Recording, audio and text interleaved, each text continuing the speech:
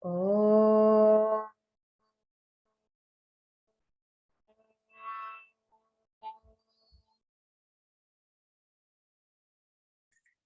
Om.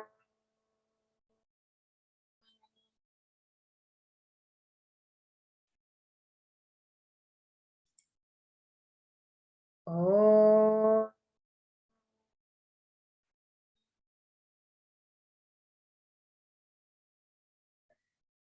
Om Sahana Vavatu Sahanau Bhunaktu Saha Viryam Karavavahai Tejasvinavadhitamastu ma vidvishavahai.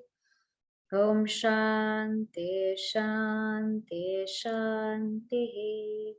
Samasta Jana Kalyane Niratam Karunamayam Namami Chinmayam Devam Satgurum Brahma Vidvaram. Okay, so welcome back to Satsang, and we will review from where we left off last time. We are studying this text called Bhaja Govindam. Bhaja Govindam means seek Govinda. Govinda here doesn't necessarily mean Lord Krishna, can mean Lord Krishna, but it really means that ultimate truth, that ultimate self, the Atman. And so with every verse, the chorus is Bhaja Govindam, Bhaja Govindam, Govindam, Bhaja Mudamate. He's telling us, Adi Shankaracharya is telling us, O Muda, O fools, seek Govinda. So we will read verses 7 and 8. We will just review those and then we will move on to the next verse today. So we'll chant verses 7 and 8 together.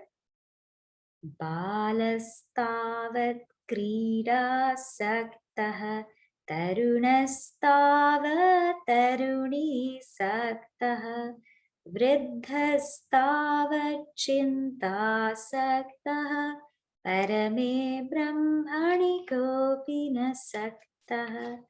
Bhaja Govindam, Bhaja Govindam, Govindam Bhaja Mudhamate. Kate Kanta Kaste Putraha, Samsaru Yamativa Vichitraha, Kasya Tvam Kaha Kutta Ayataha. Tattvam chintaya tadiha bhratah. Bhaja Govindam, Bhaja Govindam, Govindam Bhaja Mudhamati. Okay, so if you have your camera off, if you can turn it on, that would be very helpful for me, so I can make sure you're understanding. Last time, we left off with the topic, seeking is a priority. So in verse 7, what happens? In verse 7, what happens is Adi Shankaracharya ji points different stages of our lives. He says, Balastavat. When we are children, we are lost in play. We're lost in toys, we're lost in games, we're lost in, all of these kinds of things. So a child, it gets so engrossed, especially Christmas season, Diwali season. What am I going to get? What toy are you going to get me? So a child is lost in that. And Tarunastavat, when we grow into our youth, we get lost in love, in relationships, in wanting to find someone, wanting to settle down. So our mind gets preoccupied in that.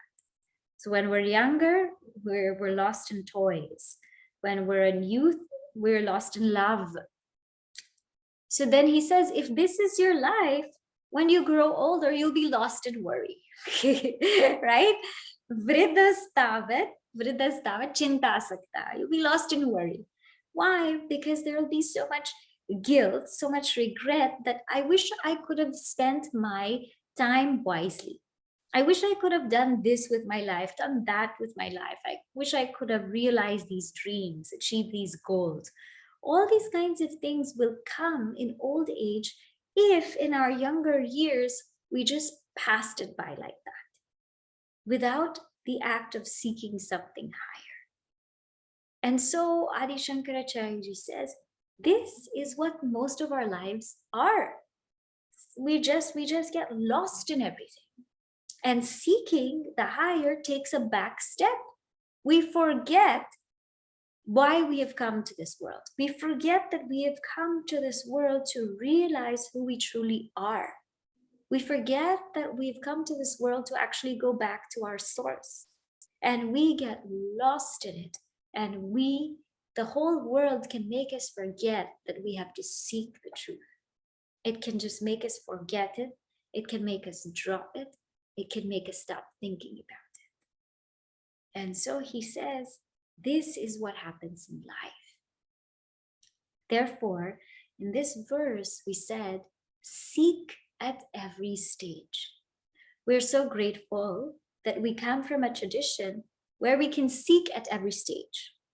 Our children can seek through Bal Vihar. Already they're seeking the truth without knowing it, by the various stories, the various lessons and values that they're learning. In youth, again, we can continue seeking by different forms of discussion, of study groups. We can continue to seek. And therefore, when we grow older, we will be well equipped to face life. So he says, seek Govinda, keep seeking Govinda. Don't stop and seek at every single stage in life. It doesn't mean that we have to wait till we get retired and then start seeking. No, in and through our lives, we can start seeking just like we're doing now in this particular forum. Then on the 8th verse, he talked about the role of family. Now it's New Year's, so everyone's probably asking, what's your New Year's resolution? What did you do for New Year's? And these are the questions that we're asking. But Adi Shankaracharya ji says, ask deeper questions. Ask, Kate Kanta, who is your wife and who is your husband? Kaste Putraha, who is your son, your daughter? Who's your child? Samsarahayam ativa vichitraha. This samsara is a great wonder. Not only that, ask kasyatvam. Who are you? Kaha kuta ayataha. Where did you come from? Tatvam chintaya. Think about this truth. Tad iha brataha. Oh brother, oh sister, think about this truth here and now. So he brings to our attention that sometimes we get caught up in our family life and we get very attached to it. Now, here he says, question this family. What is the purpose of family? See, we think that this is my husband, this is my wife, this is my child, my son, my daughter, my parent. We have this idea of this is my. But think about, where did that person come from? What makes the body of the person? And we saw this last time. It is the seed of the father in the mother's womb that makes that person. And what is that composed of? It's composed of food, right? So the essence of whatever you eat goes to bring about this child that comes from the womb. So the child's body is not your creation. It's not my creation. It's nobody's creation. It's a creation of food, of the materials that we've eaten, of things that have been digested, of all the nutrients, of the 5 elements. That's what makes the child's body. So that body you didn't create. Then we come to the Jiva, or that soul of the child. Did you create that soul? You didn't create that soul. Nobody can create a soul here. So that body you didn't create. That Jiva, or that soul, you didn't create. So what is your role here?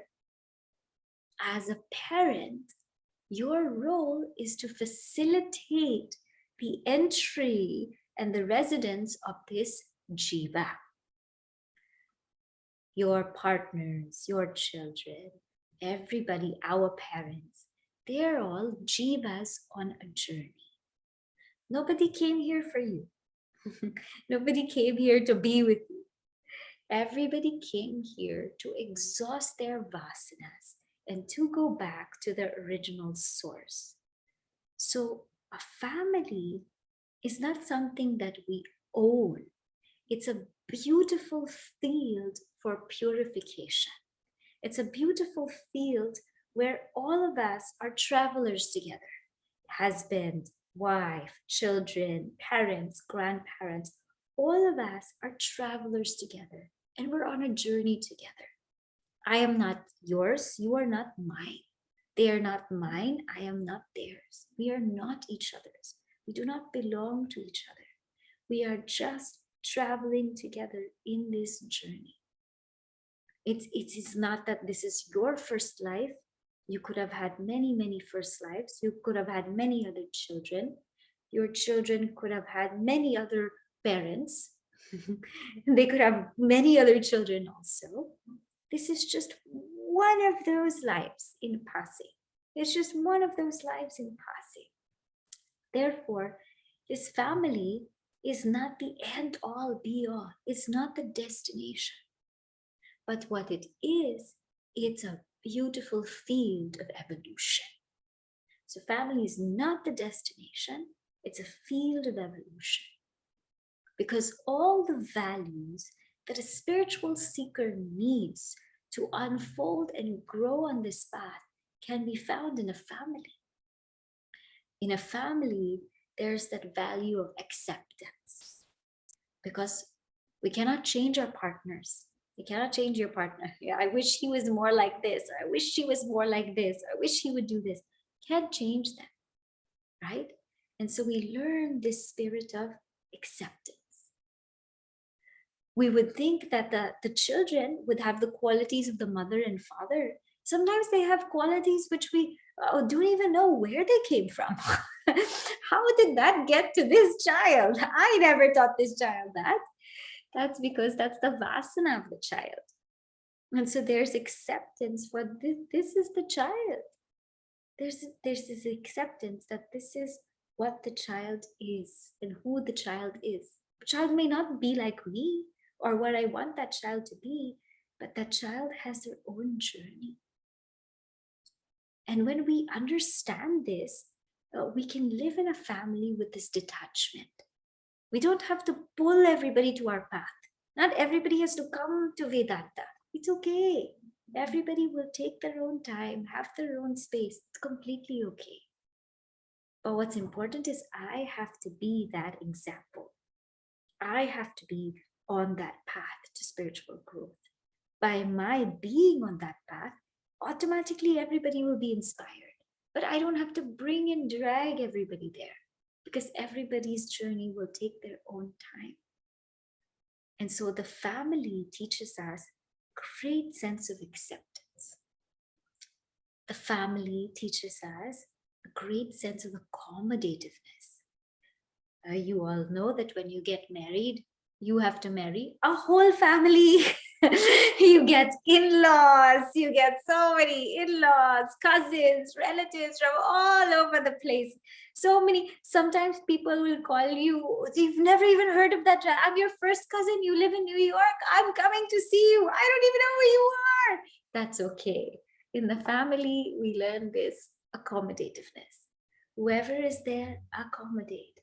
Have them, be with them, serve them, love them, give them. This is the kind of spirit we learn in a family. In a family also, we learn this quality of titiksha, of endurance. So many things we have to endure. We have to let go of all of our individual likes, our individual dislikes, our wants, our needs. Let go, let's go, let's go. And it's a life of sacrifice. It's a life of sacrifice. It's a life of endurance, but it's also a life of joy. And there's a lot of love and warmth. It's a life of joy. So therefore, don't mistake that family to be the end goal. It's not the end goal of life. The end goal of life is the realization of the self. And on that path, everybody is on their own. But the family is a beautiful field where we can learn from each other, we can grow together, we can walk together. And that's what the family is for. So this much we saw in verse number 8. So ask, what is our relationship? Why are we here together? We're here to learn. Whatever qualities we are missing, guaranteed the wife, the husband, the children will teach us. And there's no greater teacher than a child. The child will always remind us, Daddy, Mommy, you said that we were supposed to do this, but you're not doing it. That is the beauty of a child. They keep us in check. So it's a great blessing. So he says, ask all of these questions. Ask, who are you? Ask, where did you come from? And chintaya, think about it. And he calls us brother. He says, oh brata, oh brother, think about it deeply. So this much we have seen before. Now today we will start verse number 9. Sometimes now we wonder, where can we think about these things? How do we think about these things? So in verse number 9, this is one of the most important verses of Bhaja Govindam. He brings out the power of Satsang. So we will see that today. So I'll chant and then you can repeat after me. Satsangatve nisangatvam. Satsangatve nisangatvam. Nisangatve nirmohatvam. Nishatve nirmohatatvam. Nirmohatve nishchalatatvam. Nirmohatve nischalatatvam. Nishchalatatve jivan mukti. Nischalatatve jivanamukti. We'll chant together. Satsangatve nisangatvam nisangatve nirmohatvam nirmohatve nishchalatatvam nishchalatatve jivan mukti. Bhaja Govindam, Bhaja Govindam, Govindam Bhaja Mudhamate. Samprapte sannihite kale nahi nahi rakshati dukrin karani. So in this verse, he talks about the power of satsang. So let's say last year I didn't come to satsang. I lost track, something didn't work out. Totally okay. This is the perfect satsang to come to because it's about the power of satsang. What does he say in this verse? Satsangatve, through companionship with the good, nisangatvam, there arises detachment. Nisangatve, through detachment, nirmohatvam, there's freedom from delusion. Nirmohatve, nishchalatatvam, with freedom from delusion, there is steadiness, or that reality. Nishchalatatve jivan mukti. With that steadiness, there is liberation while living. So first we will start from the word satsang, and then we will go forward to understand the other sections. The word sat can mean truth, can mean good. The word sang means association, companionship.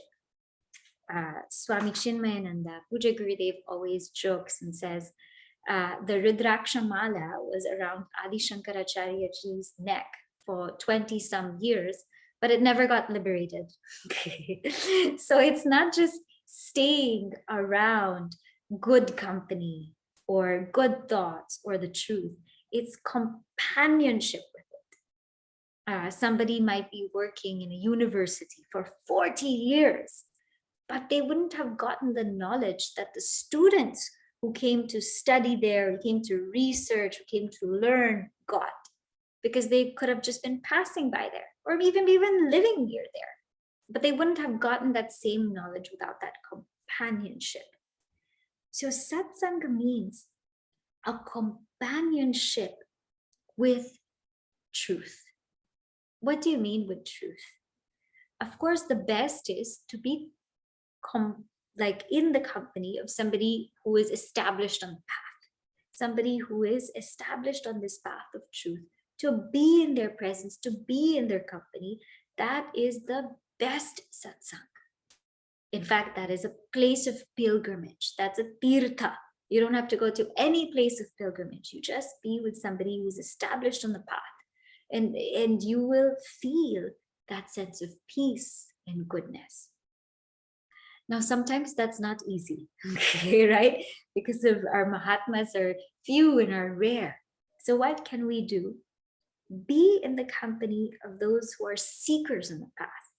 All of us, we can be in each other's company, in the seekers, in the company of seekers, because our minds are alike, our thoughts are alike. And so we can discuss and we can learn from each other. Now, if this is not possible, satsang can also happen through the company of good books, great books, the lives of our saints and sages, our Upanishads, or Bhagavad Gita, Bhaja Govindam, or now we have podcasts, and YouTube, and all kinds of things. That's also satsang. Now, why is there so much of a stress on this satsang? Why is it that it's always, said, stay in satsang, be in satsang? Why? You see, the world is changing so rapidly, so rapidly.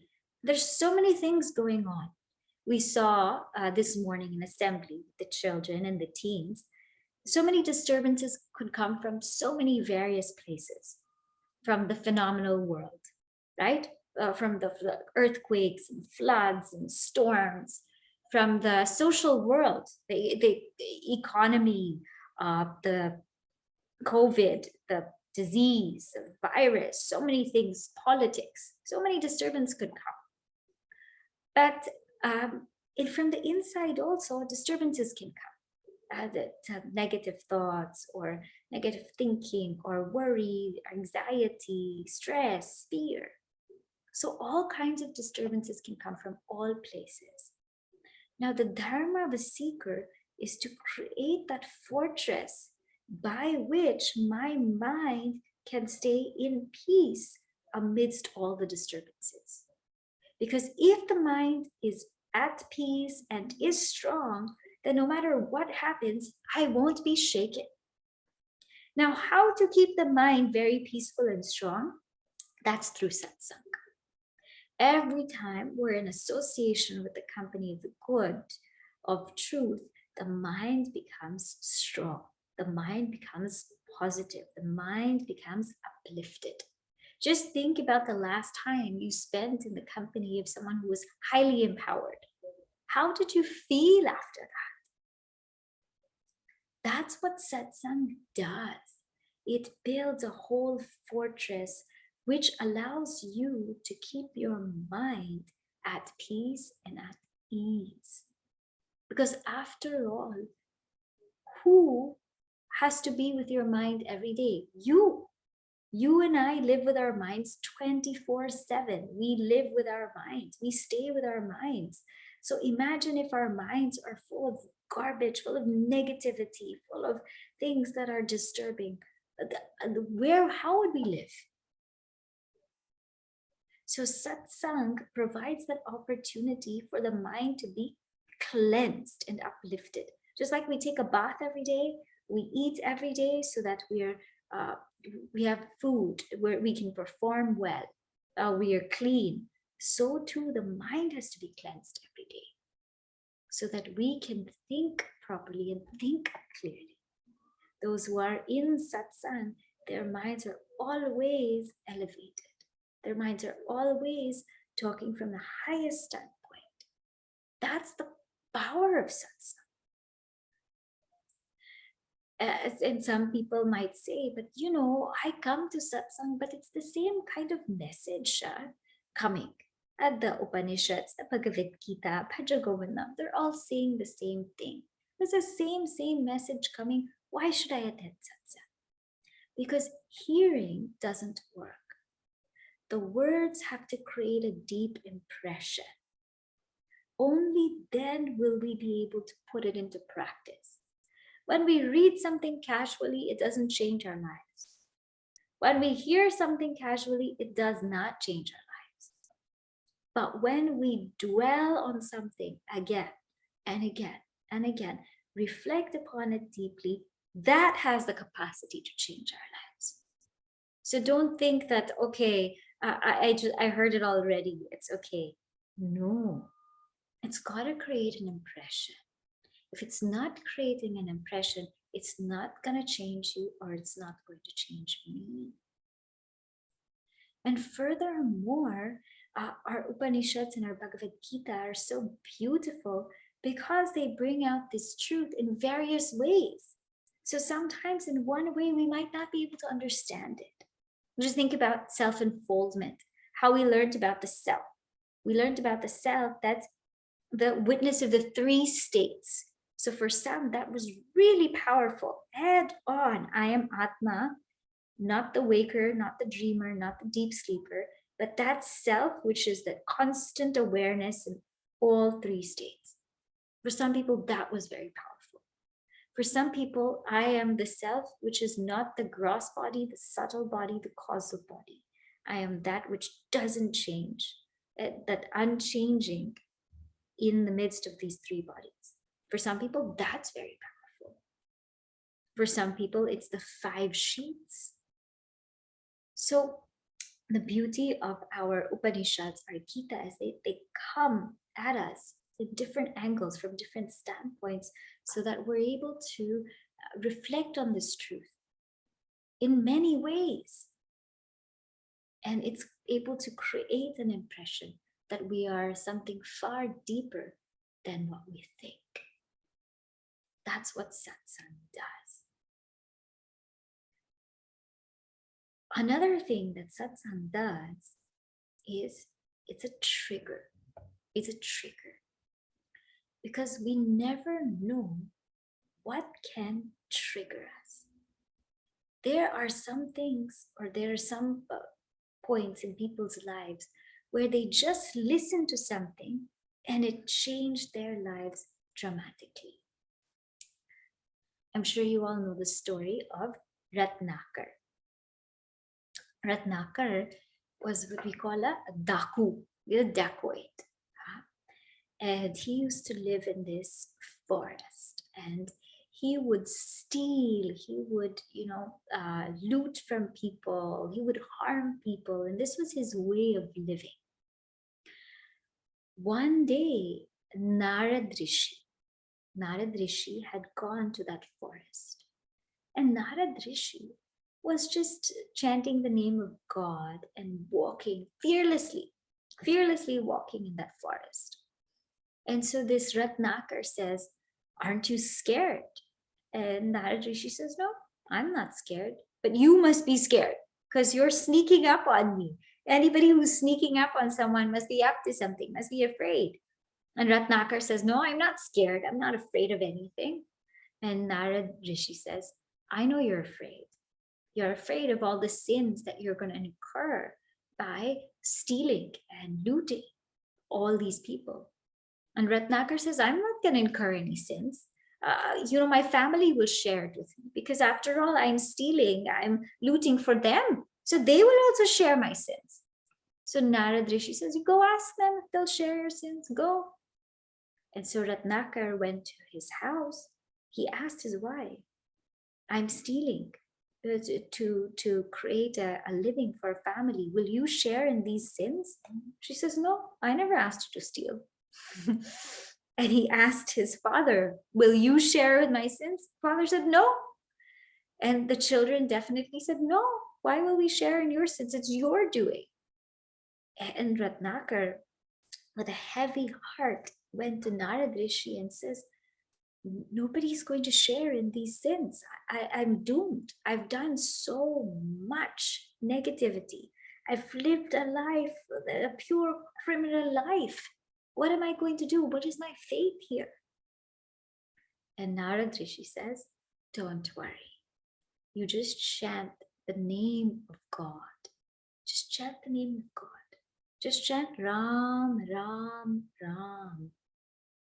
And Ratnakar couldn't chant Ram, he chanted Mara, Mara, Mara, which means to die. He kept chanting Mara, Mara. Do you say Mara, Mara, Mara, it becomes Ram. And so Narad Rishi left him.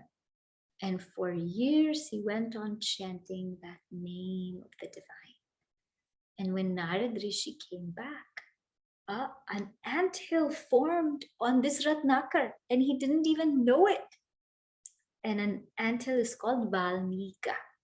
So Ratnakar became to be known as Valmiki, the one upon whom an anthill was formed, just by chanting the divine name.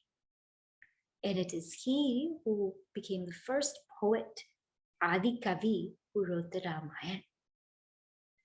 And so we know it by Valmiki Ramayana. And so what happened here? What happened here was satsang. This daku, this dacoit, Ratnakar, became Valmiki just by the power of satsang, just by the power of meeting a saint. That's what satsang does. Sometime, somewhere, we will hear something from someone, and it will trigger us. It will trigger us to do something with our lives, to change our lives, to just seek something, to seek the higher, to let go of the lower. It will prompt us to do that. That's the power of satsang. These kinds of triggers you don't just get on your own. They're in contact with these saints and sages. And so many people's lives changed by these triggers. So satsang is that place that keeps our mind highly, highly empowered. It's that place or that space by which we learn to reflect upon these truths of Vedanta. It's that place that can really trigger a change in us. And also, satsang is a place that creates a lot of faith. Sometimes, when we hear these things about the self, Atma, you are Atma, you are the self, you are that pure awareness, pure consciousness. And knowing this, you will ever revel in bliss. Knowing this, you will be untouched. Knowing this, you'll be unaffected. And sometimes when we hear that, we can wonder, is it really true?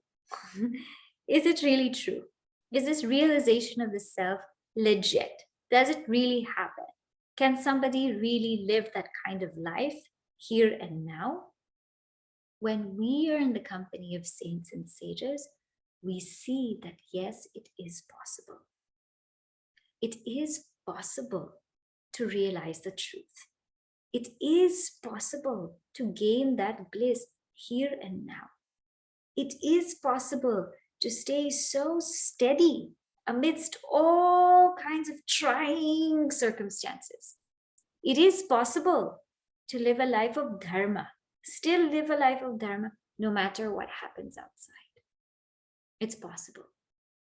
That satsanga is a place for us to see that beauty, because sometimes we don't think it's true. How could somebody live their lives so purely, so peacefully? I think they're just making it up. I don't think it really happens. But when we read the stories of our saints and sages, that was their life, and they lived that. So satsang creates faith in us that this can be done. Satsanga also, it prevents us from dropping the quest. Like we said in the previous verse, it's so easy to get caught up in the world. It's so easy to get caught up in day-to-day life and things that are happening and forget that we have to seek the truth. When we're in satsang, the questions will keep coming up. Who are you? What is the purpose of life? What are we doing here? What does this really mean? Why are we doing what we're doing? All of these questions will keep coming up. They'll keep coming up. They won't let you drop them. But without satsang, we drop these questions. Maybe once in a while, we'll wonder, okay, who am I? Now I got to go eat. Now I got to go out somewhere. It won't churn in the mind. Satsang is a place for vichara. These questions will keep coming, keep coming, keep coming until they're answered and inquired into. So satsang prevents us from dropping that question. And satsang also prevents us from being complacent on the path. Sometimes, we could think that, oh, okay, we're fine now. Well, we have a great family, we have a great society, have a nice job, everything's okay. We're fine. What else do we need to do? Sometimes we can think that we don't need to do anything else in life. Sometimes we think that we're already at a certain level, we don't need to grow anymore. But when we read the lives of saints and sages, we realize how much more we have to grow, how much more we have to evolve. This is nothing. We're just touching the tip of the iceberg. We're just walking in the beginning. There's so much more room for growth and evolution. And if we are left on our own, we can become complacent to this fact. We can just feel like, okay, I've already done whatever I have to do. But satsang is that place where we see that no, we need to go further. We need to walk further. It keeps us going higher and higher every step of the way. These ideals are not just ideals. They can be lived, and they should. Satsang also provides us a path to walk together. On our own, if we try to do these things, it can become very hard. But when we have an association, when we have this company of like-minded people, of seekers, it gives us that platform to engage with each other, and to help each other out. That is the power of satsang. So there's so many things. I mean, you just look at this one word, satsang. There's so many things that it does for us. And so that's why he says, if you want liberation in life, satsang is the first step of the ladder. So all of these words I've explained to you are for satsang. Okay? Now, what does satsang do? Satsangatve nisangatvam. That satsang, that association with the good, with the truth, helps us detach from the world, from the lower. Sometimes we have some bad qualities, bad habits. Sometimes there are things we want to get rid of. We don't know how. There's something in us, especially now it's New Year's. We want to change something. We made a resolution. We want to get rid of it. We don't know how to do it. It's very hard. It's very challenging. Don't worry about it. Don't worry about it. Just associate with the good. Stay in satsang, and the lower will just drop off. They'll just drop off, because there will be a point in time where you'll say, I don't think I can do that anymore. I just can't do it anymore. It just doesn't fit my lifestyle anymore. That's what satsang does. That association with the good will, nisangatva, will help us to drop that which is lower, that which is outer. It will help us drop that. Just by holding on to something higher, the lower drops off. This is called satsangatve nisangatva. Now, what happens when the lower starts to drop off? what is this lower? This lower is being fascinated with the outer world, thinking that the outer world can give me the sense of peace and happiness. This is what we call lower.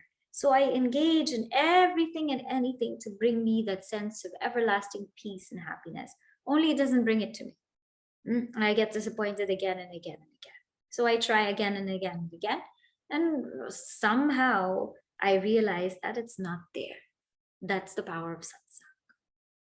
So what happens is when the lower, we let go of the lower, nirmohatve.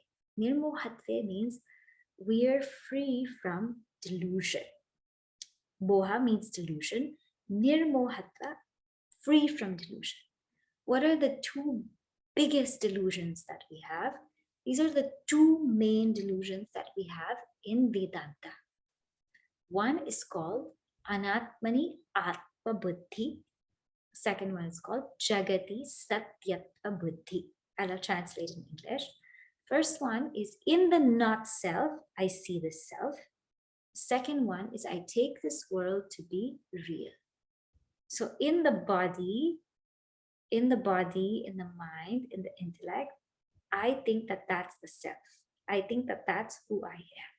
That's delusion number one, right? I think that this body is me, this mind is me, this intellect, this personality, this name is me. That's delusion number one. Delusion number two is I think that this world is real. I think that it's very, very real and it provides a lot of pleasure and a lot of joy. I think that it's so substantial. So those are the two biggest delusions. So with the power of satsang, we let go of the lower and we become free from these delusions. You know, how the world is unreal, how the world is like a dream, that will come in one of the verses, and there we will discuss it. And then you will be able to see what kind of a delusion we're living in. After that delusion is cleared, what happens is Nishchala Tattva. Nishchala Tattva means a sense of steadiness. Because we're not anymore stuck in this notion that we are this body, mind, and intellect, and the world is such an so great place and real place that we just want to spend all of our time pursuing it, because we're not stuck in that delusion anymore. We become so steady on the path. Now, this doesn't mean that we stop interacting in the world, we stop transacting in the world. That doesn't mean that. It just means that I'm so steady with this knowledge that forms the vision behind all my actions. So I interact, I do whatever I have to do daily, go through my life, but with that knowledge firmly in place. And so that person becomes very strong, very steady, very detached. That's called Nishchala Tattva. It's unshakable. And nothing will really happen to this person. This is called Sthita Prajna in the Bhagavad Gita. Very Sthita. What happens when I have that steadiness and that firmness in knowledge? That steadiness, firmness also means that I live that knowledge. I practice it. I make it my life. Not that I just heard it in some talk and I get it. No. I live it. That's called steady. Nishchala Tattva. Then what happens is Jivan Mukti. There's liberation while living. Jivan eva mukti. In Vedanta, in Hinduism, liberation is not something that we get in afterlife. It's not something that happens in another place or another time or another realm. It's very much here and now. In fact, we are already free. We're already free. We just have to realize it. Our scriptures are very much a direct proof of that. We don't have any proof of somebody that went to heaven and came back and said, I got liberated. We have no proof of that. So we believe that heaven could be another realm, but it's not the realm of liberation. It could be another realm, a higher realm. After that, you have to come back here again. That's what our scriptures say. You go there, you come back here again. You go there, you come back here. But we have direct proof of our saints and sages that liberation happens here and now. We have direct proof in our Upanishads. We have direct proof in our realized masters. And that is what Jivan Mukti is. People have realized it here and now. This is the path that they have followed. So it starts from Satsang, that association, good company. Then to Nisanga, detachment from the lower. From detachment from the lower, what then? Detachment from delusion. Means all the delusion goes away. When all the delusion goes away, what happens is clarity or steadiness in this knowledge. When that steadiness in this knowledge takes place, then one realizes that they were always free and they are ever free. And that is the best way to live.